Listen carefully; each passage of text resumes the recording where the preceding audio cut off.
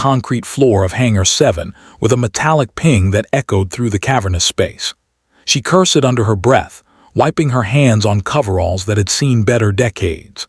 The radio equipment spread before her looked like the guts of some mechanical beast, circuits and wires tangled in a mess that would make lesser technicians weep. But Kestrel had seen worse. Much worse. Another busted comm unit.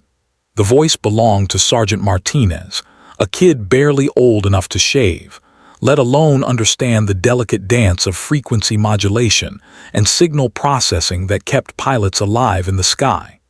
He leaned against the workbench, chewing gum with the casual arrogance of someone who'd never had his life depend on a crackling radio transmission. "Third one this week," Kestrel replied, not looking up from the maze of components. Her weathered hands moved with practiced precision, testing connections, checking voltages. The base's communication equipment was falling apart faster than the maintenance budget could handle, and everyone knew it. What they didn't know was why a woman who supposedly fixed radios for a living could diagnose problems that stumped senior electronics specialists. The hangar smelled of jet fuel and metal polish, familiar scents that triggered memories Kestrel kept locked away. Through the massive open doors, she could see the flight line where F-16 Fighting Falcons sat in neat rows, their gray-blue camouflage gleaming under the desert sun. Each aircraft represented millions of dollars and years of training, but right now they might as well have been expensive lawn ornaments. Without reliable communications, pilots were flying blind and deaf. "Ma'am," the word cut through the hangar's ambient noise like a blade. Kestrel's head snapped up, her gray eyes locking onto the source. A Navy SEAL stood in the doorway, his tactical gear dust-covered and sweat-stained.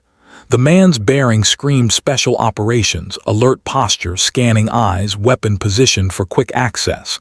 But it was his expression that made the hangar suddenly feel smaller. Recognition, respect, fear. Martinez stopped chewing his gum. The casual atmosphere evaporated like water in the Mojave. Even the ambient sound seemed muted, as if the hangar itself was holding its breath. The SEAL took 3 measured steps forward, his desert boots silent on the concrete. His right hand moved to his forehead in a crisp salute that belonged in dress parades, not maintenance hangars. "Colonel Vance," the SEAL said, his voice carrying the weight of someone who knew exactly who he was addressing. "We have a situation." The call sign, Kestrel, hadn't been spoken aloud in 4 years. Not since the incident. Not since she'd traded wings for wrenches, sky for concrete, the throne of a cockpit for the anonymity of coveralls and grease-stained hands. The radio components before her suddenly seemed trivial, mechanical puzzles for minds that had never faced the split-second calculations that separated living pilots from smoking craters. Martinez's gum fell from his slack jaw. His eyes darted between the SEAL's unwavering salute and Kestrel's suddenly rigid posture.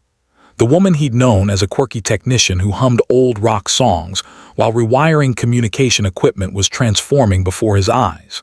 Her shoulders squared, her chin lifted, and something dangerous flickered in those gray eyes. This was not the Kestrel who made coffee runs and explained circuit diagrams to junior enlisted personnel. "At ease, petty officer," Kestrel said, though her own posture remained arrow-straight. The SEAL's hand dropped, but his eyes stayed locked on her face. She recognized the look, the same expression worn by young pilots who'd heard the stories but never quite believed them. Until now. The wrench lay forgotten on the concrete floor. The broken radio equipment suddenly seemed less important than the growing tension in the hangar. Martinez took an unconscious step backward, his survival instincts finally kicking in. Whatever was about to happen, it was bigger than maintenance schedules and requisition forms. Kestrel's fingers absently brushed against a small pin on her coveralls, a tiny silver raptor that most people assumed was just decoration. The pin was tarnished with age and wear, but its significance remained sharp as a blade. It was the only remnant of a life she'd supposedly left behind, the only hint that the woman fixing radios in Hangar 7 had once been something entirely different. "What's the situation, petty officer?" she asked, though part of her already knew. They wouldn't have found her, wouldn't have used her real name and rank, unless something had gone catastrophically wrong.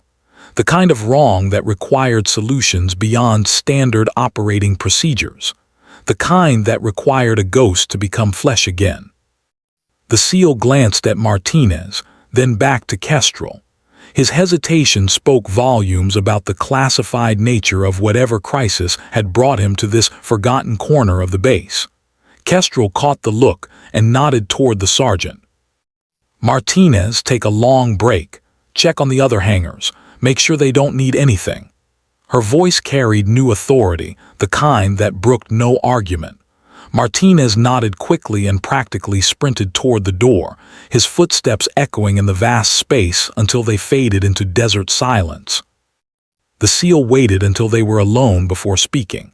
"Ma'am, we've lost contact with a reconnaissance flight over the Kandahar province. 3 F-16s, call signs Falcon 1 through 3. They were conducting surveillance on suspected terrorist training camps when they went dark approximately 47 minutes ago." He paused, consulting a tactical watch. Last known position puts them in a valley system known for surface-to-air missile activity. Weather conditions are deteriorating rapidly, with sandstorms expected within the hour. Kestrel processed the information with mechanical efficiency. 3 aircraft, likely shot down or forced down by mechanical failure. Pilots possibly alive, possibly captured, definitely running out of time. The valley system he'd mentioned was a maze of canyons and ridges that turned rescue operations into suicide missions. She'd flown over that terrain before, back when her call sign meant something. "Why bring this to me?" she asked, though she suspected the answer. "I'm maintenance personnel, radio repair." The lie felt heavy on her tongue. The SEAL's expression didn't change. "Because, ma'am, the rescue operation requires someone who knows that terrain. Someone who's flown combat missions in that specific area, someone with your particular expertise." He paused, then added quietly, "Someone who survived the last time we lost aircraft in that valley." The last time. The words hung in the air like smoke from a crash site. Kestrel felt the weight of 4 years pressing down on her shoulders. 4 years of anonymity, of fixing other people's equipment while staying safely on the ground. 4 years of pretending that the sky wasn't calling to her every time she heard jet engines overhead. "How many know?" she asked. "About you being here. The base commander, myself, and now the sergeant who just left looking like he'd seen a ghost." The SEAL's mouth twitched in what might have been a smile. "About the mission requirements, just the people who matter." Through the hangar doors, Kestrel could see heat waves rising from the tarmac, distorting the outlines of the fighters parked in neat rows. Each F-16 represented capability and firepower, but capability without knowledge was just expensive metal. The valley where 3 pilots were missing, or worse, required more than advanced avionics and precision munitions. It required understanding, experience, and a willingness to dance with death at 500 miles per hour. "The pilots who are missing," she said, "what are their experience levels?" Falcon 1 is Captain Rebecca Torres, 8-year service, 2 combat deployments. Falcon 2 is Lieutenant Jamie Kim, 4 years, 1st deployment. Falcon 3 is Lieutenant Marcus Webb, 6 years, 3 deployments. The SEAL recited the information with professional precision, but Kestrel heard the underlying concern.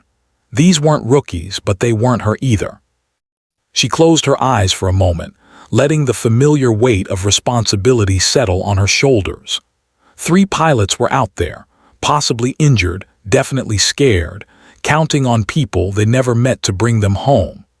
The same way she'd once counted on others, back when counting on others had meant the difference between landing safely and becoming a statistic.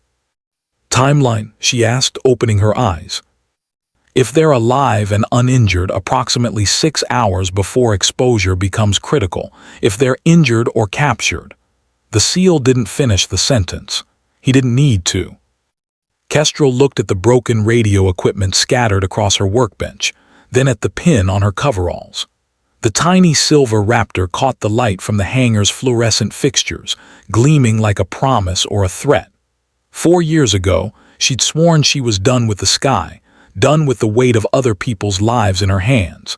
But promises were fragile things, easily broken by the reality of 3 missing pilots and a ticking clock. "I'll need flight gear," she said quietly, "and I'll need to see the mission briefing, all of it." The SEAL nodded, his expression showing no surprise at her decision.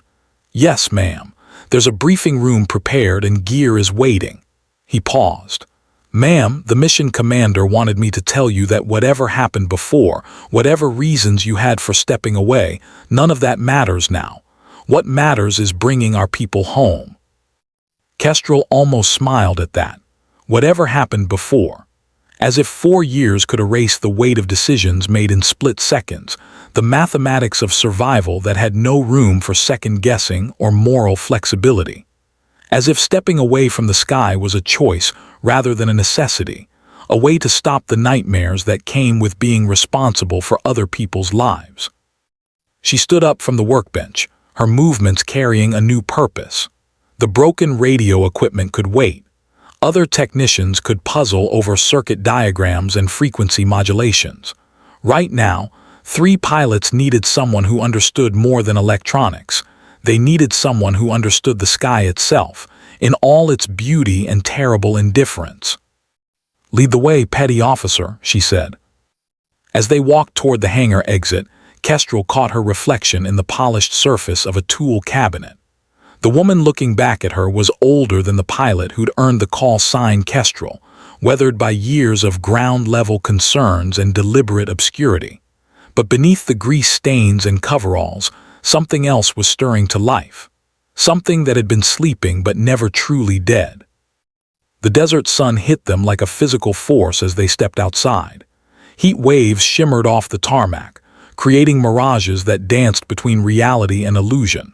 In the distance, an F-16 was taking off, its afterburners painting twin flames against the pale sky. The sound washed over them not just noise, but a symphony of engineering and power that spoke to something deep in Kestrel's chest. "Ma'am," the SEAL had stopped walking, perhaps sensing her hesitation. "Just remembering," she replied, watching the fighter disappear into the heat haze. "It's been a while." They resumed walking, their boots creating small puffs of dust with each step. The base was busy with the controlled chaos of military operations, personnel moving with purpose, vehicles crossing the tarmac, the constant background hum of machinery and voices. But underneath it all was an urgency that spoke of crisis, the tension that came when people you cared about were in danger. The briefing room was located in a low concrete building that housed the base's intelligence operations. Inside, the air conditioning provided blessed relief from the desert heat, though the atmosphere was anything but comfortable. Maps covered every available wall surface, marked with red zones, flight paths, and terrain features. A large screen displayed satellite imagery of mountainous terrain that looked like a geological nightmare. Canyons cutting through barren rock, ridges sharp enough to slice aircraft, and shadows deep enough to hide armies. Colonel Vance. The voice belonged to a man in his 50s, wearing the uniform of an Air Force full colonel. His nameplate read Harrison, and his expression carried the weight of command authority mixed with barely concealed desperation. "Thank you for coming." "Sir?" Kestrel nodded, suddenly aware of how she must look in her coveralls and work boots. But Harrison didn't seem to notice or care about appearances. His attention was focused on the maps and displays surrounding them. "I'll be direct," Harrison continued. "We need someone who can navigate that terrain in low visibility conditions, someone who knows the wind patterns and thermal updrafts, someone who can think like the enemy while flying like an angel." He gestured toward the satellite images. "We need the pilot who flew Nightfall 7. The words hit Kestrel like a physical blow. Nightfall 7 wasn't just a mission designation. It was a ghost story, a legend whispered in pilot-ready rooms and training schools. It was the mission that had made her reputation and ultimately destroyed it, the operation that had saved lives and cost her everything that mattered. "Sir, Nightfall 7 was classified." "Was classified," Harrison interrupted. "The classification was lifted 6 months ago. Turns out the Pentagon decided that heroism shouldn't be hidden forever." He pulled out a thick folder and placed it on the table between them. "Your complete service record, including the after-action reports you never got to see, including the recommendations for decoration that were buried in bureaucratic hell." Kestrel stared at the folder without touching it. Inside those pages was the complete story of her military career, including the parts she'd never known about. The political maneuvering, the cover-ups, the decisions made by people who'd never sat in a cockpit while surface-to-air missiles painted their aircraft with targeting radar. "I don't need to read about it," she said quietly. "I lived it." "But you never knew the rest of it," Harrison replied. "You never knew that your actions during Nightfall 7 saved not just the ground teams you were supporting, but prevented a major intelligence disaster. You never knew that the enemy position you neutralized contained communication equipment that would have compromised ongoing operations throughout the entire theater." The room fell silent except for the hum of air conditioning and the distant sound of aircraft operations. Kestrel felt the weight of 4 years pressing down on her, 4 years of believing that her career had ended in failure and controversy. The folder on the table seemed to pulse with potential revelations, truths that might change everything or nothing at all. "The current situation," Harrison continued, consulting his watch. 3 pilots missing for 53 minutes, weather window closing rapidly, terrain that's claimed more aircraft than any other area of operations in the past 5 years. He leaned forward, his expression intense. "We have rescue assets, but they need guidance. They need someone who can read that terrain like a book, who can anticipate enemy movements and weather patterns simultaneously." Through the room's single window, Kestrel could see the flight line where maintainers worked on aircraft under the brutal sun. Each of those men and women depended on pilots to bring the aircraft back safely, just as pilots depended on maintainers to send them out with reliable equipment. It was a circle of trust and responsibility that she'd abandoned 4 years ago, but which had apparently never abandoned her. "What's the tactical situation?" she asked. Harrison activated a wall-mounted display that showed a 3-dimensional representation of the target area. The terrain looked even more forbidding in digital form, a maze of canyons and ridges that created perfect hiding spots for enemy forces and natural traps for rescue aircraft. Red markers indicated known surface-to-air missile sites, while orange zones marked areas of suspected enemy activity. Intelligence indicates at least 3 SA-7 teams in the area, possibly more. Weather data shows increasing winds and visibility dropping to less than half a mile in the next 2 hours. The missing aircraft were conducting photo reconnaissance of suspected training camps here, and here. He pointed to locations marked on the display. Last radio contact indicated possible mechanical problems with Falcon 2, followed by complete communications blackout. Kestrel studied the terrain with professional interest. The valley system was a natural funnel, channeling aircraft into predictable flight paths that made them vulnerable to ground-based weapons. But she also saw possibilities, updrafts and downdrafts that could be used for concealment, ridge lines that could mask approach routes, and terrain features that might provide cover for downed aircraft. "Rescue assets?" she asked. 2 HH-60 Pave Hawks, call signs Rescue 1 and 2. 4-ship flight of F-16s for air support, call signs Guardian 1 through 4, plus yourself if you're willing. Harrison paused. The rescue commander specifically requested the pilot who flew Nightfall 7. He said terrain like this required someone who thought in 3 dimensions and 4-dimensional chess simultaneously. The compliment felt strange after 4 years of anonymity. Kestrel had almost forgotten what it felt like to be valued for her flying skills rather than her ability to repair radio equipment. The sensation was both exhilarating and terrifying, like standing at the edge of a cliff and remembering how much she'd once loved to fly. Timeline for launch, she asked. 30 minutes for mission planning and gear prep. Weather window closes in 90 minutes. Harrison's expression grew grave. After that, we're looking at a recovery operation rather than a rescue. The distinction was clear and brutal. Rescue operations brought people home alive. Recovery operations brought bodies home for burial and families for closure. In 30 minutes, she would need to transform from a maintenance technician into the pilot she'd once been, dust off skills that had been dormant for 4 years, and accept responsibility for lives that hung in the balance of decisions she hadn't made yet. I'll need to see the weather data, she said.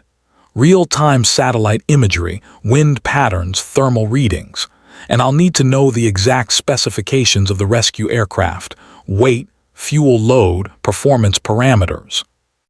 Already prepared, Harrison replied, gesturing toward a computer terminal. Plus direct communication with the weather office and real-time updates from surveillance aircraft in the area. Kestrel moved to the terminal and began calling up data displays. The information flowed across the screen in a familiar pattern of numbers and graphs that told the story of atmospheric conditions over hostile terrain. Wind speeds, visibility readings, temperature gradients, all the variables that could mean the difference between successful rescue and catastrophic failure. As she worked, she became aware of voices in the corridor outside. Personnel moving with purpose, equipment being prepared, the organized chaos that preceded military operations. But underneath the activity was an undercurrent of tension that spoke of time running out and lives at stake. "Colonel Harrison," she said without looking up from the display, "I need you to understand something. The pilot who flew Nightfall 7 made decisions that kept people alive, but those decisions had consequences. Political consequences, career consequences, personal consequences. If I do this, if I go back to being that pilot, I'll make the same kinds of decisions. I'll prioritize mission success and crew survival over everything else, including orders that don't make tactical sense." Harrison was quiet for a long moment.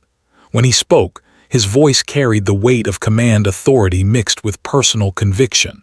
"Colonel Vance, right now I have 3 missing pilots and a rapidly closing weather window. I don't care about politics or career consequences. I care about bringing those people home alive. You have my authority to make whatever tactical decisions you deem necessary." The words were what she'd needed to hear, but they also represented a burden she'd hoped to never carry again. Command authority meant responsibility, and responsibility meant that other people's lives would depend on her judgment calls. It meant that every decision would be weighed against human consequences, and that failure would be measured in grief and folded flags. "Understood, sir," she replied, still studying the weather data. The numbers painted a picture of deteriorating conditions and shrinking opportunities. In 60 minutes, the window for safe rescue operations would begin closing rapidly. In 90 minutes, it would be nearly impossible for conventional aircraft to operate effectively in the area. "Your flight gear is in the next room," Harrison continued. "Call sign assignments, radio frequencies, and tactical codes are with the gear. You'll be designated as rescue lead, with overall authority for the rescue operation once airborne." Rescue lead. The designation carried implications beyond simple flight leadership. It meant that every aircraft in the rescue package would follow her tactical decisions, that success or failure would ultimately rest on her shoulders. The weight of command was something she remembered well, though she'd hoped to forget it. "Sir, one more thing," she said, finally looking up from the computer terminal. "The personnel who know about my background, my previous service, I need that information to remain compartmented. After this mission, regardless of outcome, I want to return to my current assignment without complications." Harrison's expression showed understanding mixed with something that might have been sadness. "Of course, Colonel. Though I suspect that after today, maintaining that compartmentalization may prove more difficult than you anticipate." The implication was clear. Military operations had a way of revealing truths that people preferred to keep hidden. Heroes had a way of being recognized despite their preference for anonymity, and skilled pilots had a way of being called back to service regardless of their personal desires for peaceful retirement. "I'll take that risk," Kestrel replied. "Right now, 3 pilots need someone who remembers how to read that terrain. Everything else is secondary." She moved toward the door leading to the equipment room, each step carrying her further from the comfortable anonymity of the past 4 years and closer to the dangerous clarity of command responsibility. Behind her, Harrison was already coordinating with other personnel, his voice crisp with the urgency of military operations under time pressure. The equipment room contained everything she would need to transition from maintenance technician to combat pilot. Flight suit, helmet, survival vest, navigation equipment, each item precisely arranged and ready for immediate use. But it was the helmet that gave her pause. Her old call sign, Kestrel, was painted in bold letters above the visor, along with mission markers that represented years of combat operations. She picked up the helmet, feeling its familiar weight in her hands. The interior still held the shape of her head, the padding worn smooth by countless flights. Attached to the helmet's communication system was a small digital recorder, the kind used for post-mission debriefings and accident investigations. Everything she said and heard during the upcoming mission would be preserved for later analysis, assuming anyone survived to analyze it. As she began changing into the flight gear, muscle memory took over. The familiar ritual of preparation, checking equipment, verifying connections, all the small ceremonies that preceded the larger ceremony of flight. Each piece of equipment had its place and purpose, from the survival radio clipped to her vest to the navigation charts folded in precise patterns and secured in knee pockets. The flight suit felt strange after 4 years of coveralls and work boots. The material was lighter, designed for freedom of movement in cramped cockpits rather than protection from grease and metal shavings.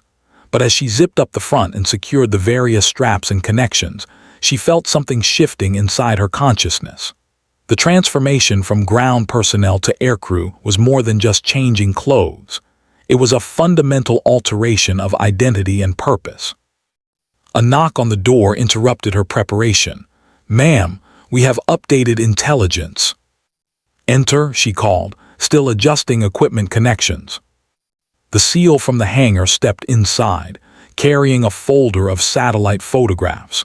His expression was grim, suggesting that the updated intelligence was not encouraging.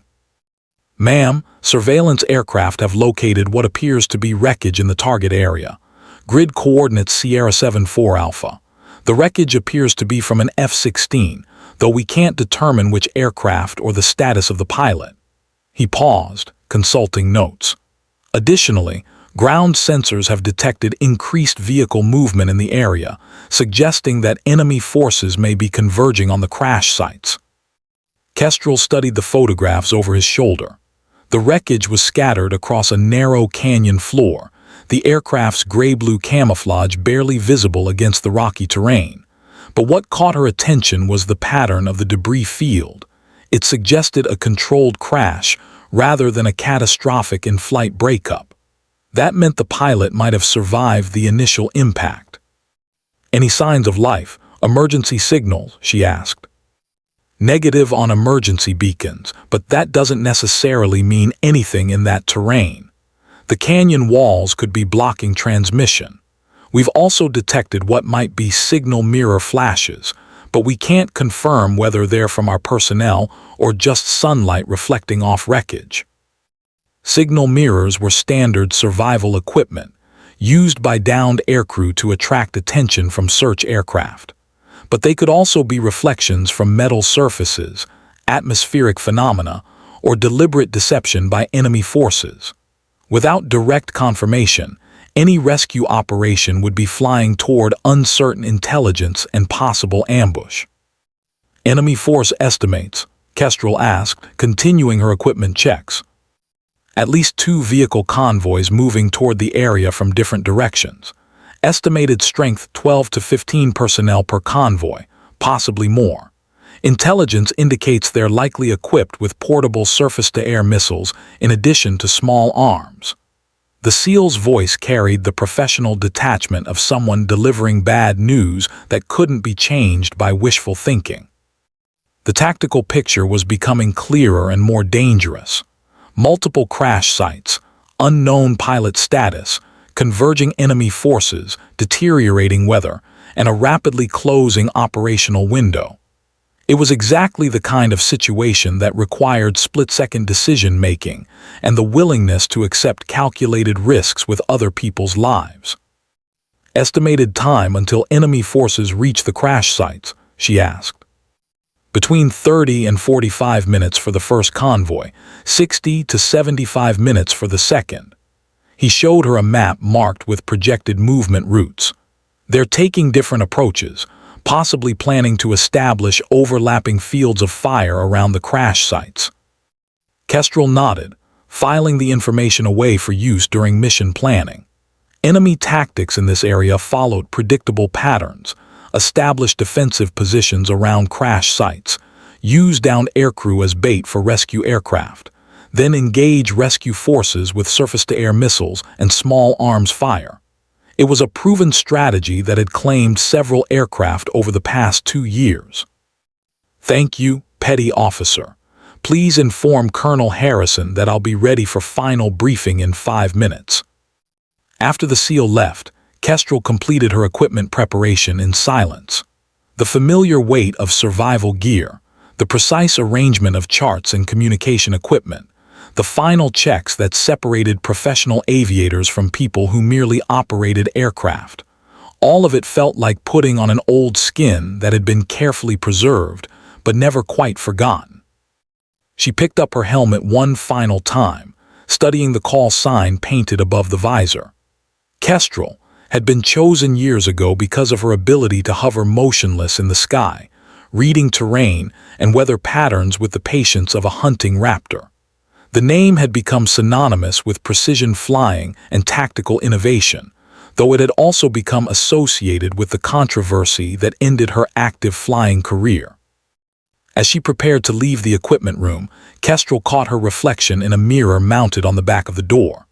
The person looking back at her was no longer the maintenance technician who had been fixing radios an hour ago. The transformation was complete, flight suit crisp, gear properly arranged, helmet tucked under her arm in the classic pose of military aviators. But it was her eyes that showed the most dramatic change. The careful anonymity was gone, replaced by the focused intensity of someone preparing to make life-and-death decisions at high speed and low altitude. The briefing room had been transformed during her equipment preparation. Additional personnel filled the space, weather specialists, intelligence analysts, search and rescue coordinators, and the pilots who would be flying the mission. All eyes turned toward her as she entered, and she could see the mixture of curiosity, respect, and uncertainty on their faces. Some knew her reputation, others had only heard fragments of stories, but all understood that her presence meant the situation had escalated beyond routine procedures. "Ladies and gentlemen," Colonel Harrison announced, "meet Colonel Kestrel Vance, call sign Kestrel Mission Commander for this rescue operation." The introduction was simple and professional, but the reaction from the assembled personnel spoke volumes about her reputation within the military aviation community. The rescue helicopter pilot stepped forward first, 2 warrant officers whose bearing suggested extensive combat experience. "Ma'am, Warrant Officer Jenkins, Rescue 1, Warrant Officer Martinez, Rescue 2. Their handshakes were firm, their eyes showing the cautious respect of professionals evaluating a new team member. "We've heard about your work, looking forward to flying with you." Next came the F-16 pilots who would provide air support. 4 officers, ranging from lieutenant to major, each carrying the confidence that came with flying the world's most successful multi-role fighter aircraft. Their call signs, Guardian 1 through 4, were stenciled on name tags, though their expressions showed they understood this mission would test skills beyond basic air-to-air combat training. Current tactical situation, Harrison began, activating the wall displays. 3 missing F-16s, 1 confirmed crash site, enemy forces converging, weather deteriorating rapidly. The display showed a complex 3-dimensional battlefield where time, terrain, weather, and enemy capabilities created an equation with no easy solutions. Kestrel studied the tactical display with professional interest. The mathematics of the situation were brutal, multiple variables, limited resources, high stakes, and a rapidly closing window of opportunity. Success would require perfect coordination, flawless execution, and the kind of luck that couldn't be planned for but had to be hoped for. "Ma'am," one of the F-16 pilots asked, "what's our primary objective? Are we prioritizing search and rescue, or are we conducting a combat operation with rescue as a secondary mission?" It was exactly the right question, and it revealed the fundamental tension inherent in the mission. Pure rescue operations prioritize speed and stealth, getting in and out with minimal exposure to enemy fire. Combat operations prioritize the destruction of enemy forces, with rescue as a byproduct of tactical success. The distinction would determine everything from flight profiles to rules of engagement. "Primary objective is personnel recovery," Kestrel replied without hesitation. "We're going in to bring our people home. Everything else is secondary to that goal." She paused, making eye contact with each pilot in turn. "However, we will not ignore threats to the rescue package. If enemy forces engage us, we will respond with appropriate force while maintaining focus on the primary mission." The answer satisfied the pilots, who nodded their understanding. In the complex world of military operations, clarity of purpose was essential for effective coordination. Everyone needed to understand priorities, especially when split-second decisions might determine who lived and who died. "Weather window," the meteorologist announced, "is now estimated at 75 minutes before conditions become prohibitive for low-altitude operations. Wind speeds are increasing, visibility is decreasing, and we're tracking a major dust storm that will reach the area in approximately 2 hours. 75 minutes. The number hung in the air like a countdown timer, marking the boundary between possible success and certain failure. After that, the rescue operation would become a recovery operation, and the mission would shift from saving lives to retrieving remains. "Flight profiles and approach routes," Kestrel said, moving to the tactical display. "We'll use terrain masking to avoid detection during the approach phase. Rescue aircraft will remain at low altitude, using ridge lines for concealment. Fighter support will establish a defensive perimeter at medium altitude, ready to engage surface-to-air threats while maintaining overwatch of the rescue operation." As she spoke, her hands moved across the display, tracing flight paths and defensive positions with the fluid motion of someone who thought in 3-dimensional space. The plan she outlined was complex but logical, balancing the need for stealth with the requirement for mutual support between different types of aircraft. "Rules of engagement," Colonel Harrison announced, "are as follows. You are authorized to engage any forces that pose a direct threat to the rescue operation or to friendly personnel. However, we want to minimize collateral damage and avoid escalating the tactical situation beyond what's necessary to complete the mission." The rules were standard for rescue operations in hostile territory, aggressive enough to ensure mission success, restrictive enough to prevent unnecessary political complications. But everyone in the room understood that rules of engagement were guidelines, not absolutes. In the heat of combat, with lives hanging in the balance, tactical decisions would be made based on immediate circumstances rather than distant policy considerations. "Communications plan," the intelligence officer continued. "Primary frequency 254.75, backup frequency 291.25. Authentication codes are in your mission packets. We'll have continuous satellite coverage and real-time intelligence updates throughout the operation." Kestrel memorized the frequencies and codes automatically, muscle memory from years of mission briefings. Communication failures were the leading cause of rescue operation disasters, so redundancy and clarity were essential. Every pilot needed to know not just their own role, but the roles of every other aircraft in the package.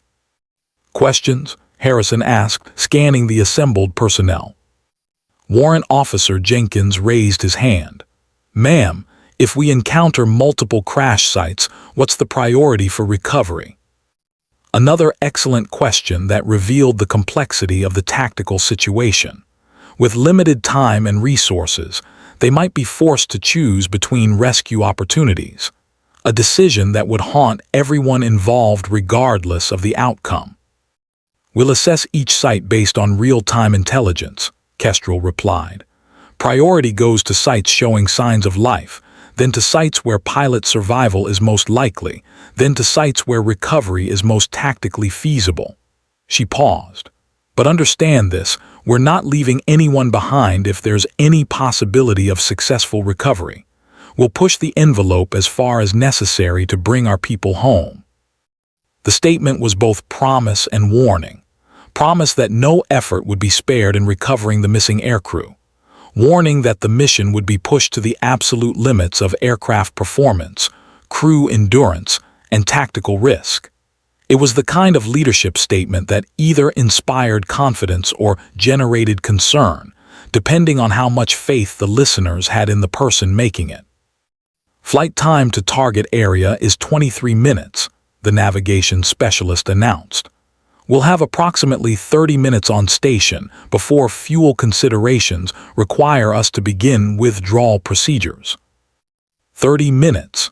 In the compressed timeline of rescue operations, half an hour could feel like either an eternity or an instant, depending on what they found when they reached the crash sites. 30 minutes to locate survivors, coordinate rescue, fight off enemy forces, and extract personnel from hostile territory while weather conditions deteriorated around them. "Final equipment checks in 10 minutes, Harrison announced. "Launch in 20 minutes. Questions, concerns, or issues need to be addressed now." The room began to empty as personnel moved toward their respective aircraft in final preparations. But Kestrel remained at the tactical display, studying the terrain one more time. The canyon system where the missing pilots had disappeared was a maze of rock walls, narrow passages, and hidden dangers. Success would require not just flying skill, but an almost intuitive understanding of how aircraft, weather, and terrain interacted in three-dimensional space. "Colonel Vance," Harrison's voice was quiet, meant only for her ears. "I want you to know that regardless of what happens out there, your presence here today represents the best of military service. You could have remained anonymous, could have stayed safely on the ground. The fact